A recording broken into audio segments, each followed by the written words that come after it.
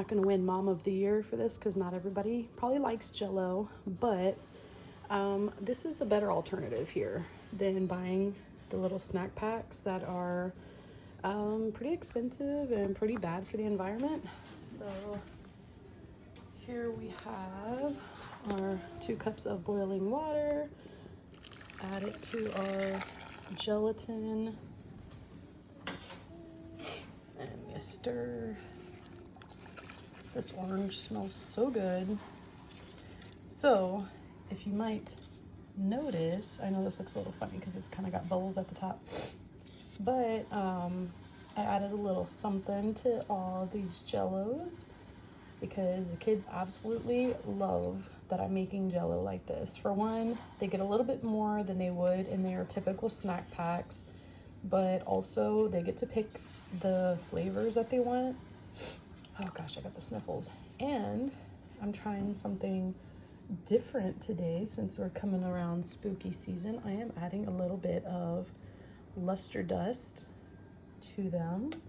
So you'll see that there is actually some sparkle in there. It'll look cooler once I think it's set.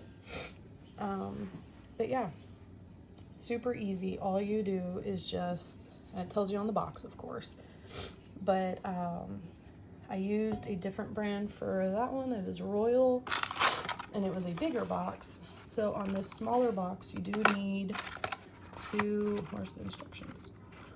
Well, it's somewhere on here. I guess just right here. Yeah. 1 box is 1 cup of boiling water and 1 cup of cold water. And yeah, I did 2 boxes. So I had 2 cups of boiling water. And then now that all of the gelatin is pretty much dissolved, oh my gosh, I'm tired of the sniffles already. Back to school has been kicking my butt. In our little Halloween cup here, I have 2 cups of cool water. And then you go ahead and try to stir that. And you can already see it kind of thickening just a little bit. And then with the green, I went ahead and did individually, I added the little luster dust, but that's only because I thought of it after. So on here, I'm gonna just use a little coffee stir because I used my fingers a minute ago. Ooh, that's kind of maybe a lot. But I used my fingers, and my fingers were silver. I looked like robotic or something for a moment there. So this is edible luster dust. It's in, you know, all the little fun things that they sell at the fancy bakeries and all that kind of stuff. So it's safe.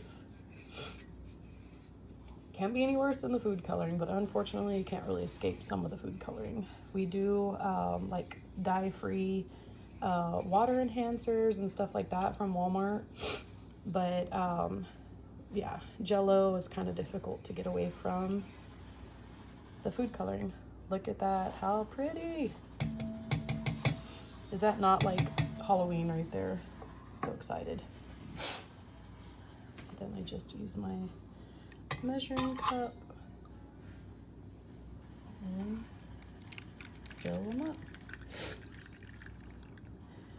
And like I said, they get a lot more Jell-O this way, so it actually works really good for lunch boxes and for like afternoon snacks for my homeschool kiddos, because it is a bigger serving and they are washable containers. So I reuse them, very cheap priced, but pretty good quality. They are from our HEB here in Texas. Good Lord, I cannot stop sniffling. So unfortunately, I'm out of these size bowls. I'm gonna have to get a bigger bowl for what's left in my mixing bowl here. But yeah, that's basically the gist of it. Look at that swirl. Oh, so pretty. So hopefully it doesn't like all like sink to the bottom or float to the top. I don't know. This one, it kind of floated to the top, but I mixed it in a little late, so that might be why.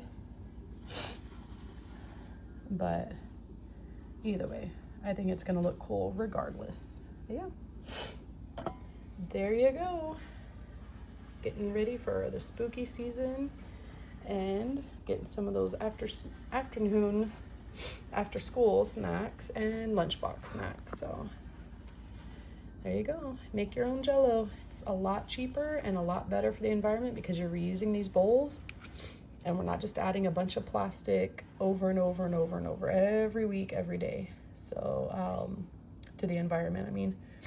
So yeah, have a good day. Bye. So cute. Just kind of adds to the spooky season feeling in there.